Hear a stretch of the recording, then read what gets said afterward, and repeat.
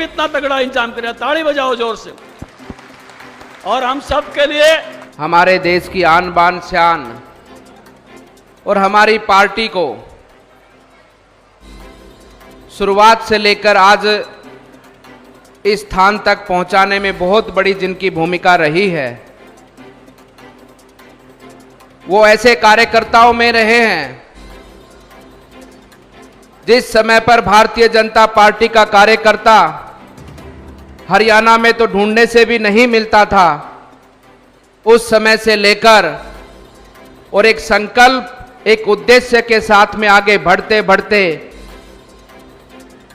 कि रामलला हम आएंगे, मंदिर वही बनाएंगे, उस टीम के सदस्य रहे, उस युग के करता धरता रहे, ऐसे आदरणीय श्री राजनाथ सिंह जी हमारे बीच में पहुंचे हैं। मैं आप सभी से निवेदन करता हूं, क्योंकि मैं राजस्थान का मेरा कार्य क्षेत्र है, लेकिन मेरा ये भी अपना क्षेत्र है और यहां पर भी मैं आपकी सेवा में लगा रहता हूं। दोनों ही क्षेत्र से जुड़ाव है। आपने जो कहा था वो करके दिखाया, जो भारतीय जनता पार्टी ने संकल्प लिया था उसको पूरा करके दिखाया, और भगवान का राम का मंदिर भी बना और उसी स्थान पर बना जहां का संकल्प हम सब ने लिया था। आज आपने अपने कुशल नेतृत्व से पार्टी को बढ़ाते बढ़ाते आज पूरी दुनिया का सबसे बड़ा संगठन भारतीय जनता पार्टी को आपने निर्मित किया। और आप याद करिए वो समय कि आज पूरा विश्व, न केवल भारत, पूरी दुनिया जिनको अपना नेता मानती है, आदरणीय प्रधानमंत्री जी को, उनको प्रधानमंत्री जी के पद पर बैठाने वाले भी आप थे। उस समय पर भारतीय जनता पार्टी के आप अध्यक्ष थे।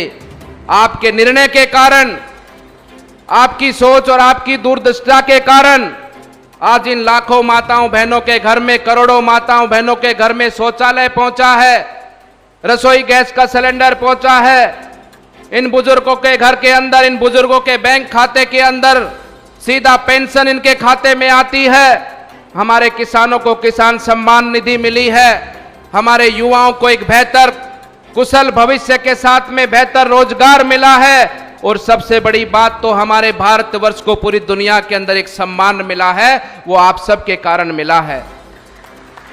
आज हम सब लोग आदरणीय हमारे श्री ओम प्रकाश धनखड़ जी की विजय संकल्प यात्रा को पूरा करने के लिए आए हैं, और मुझे तो और हम सबको तो बताने के लिए कुछ उन्होंने छोड़ा ही नहीं है।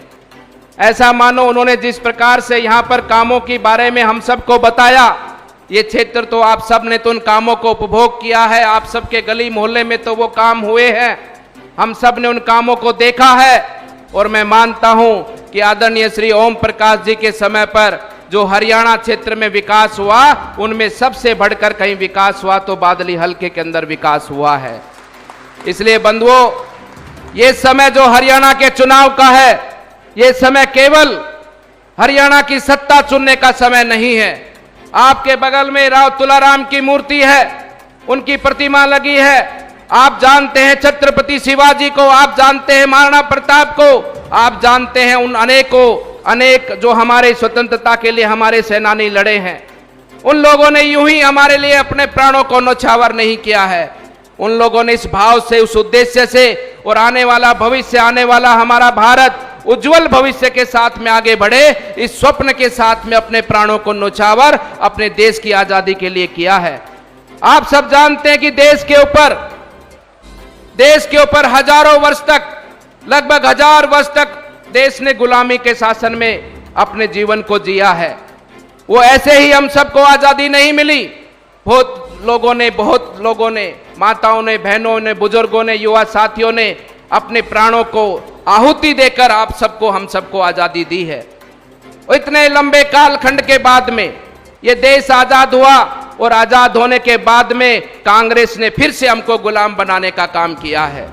कांग्रेस ने हमें जाति पाति पर लड़ाया, उसी सोच पर, जिस सोच पर मुगल राज करते थे, उसी विचार पर, जिस विचार पर अंग्रेज हम पर राज करते थे, उसी भावना के साथ में कांग्रेस ने भी देश में जाति पाति धर्म हर विषय के ऊपर देश को बांटने का काम किया है। कभी गरीबों का भला नहीं सोचा।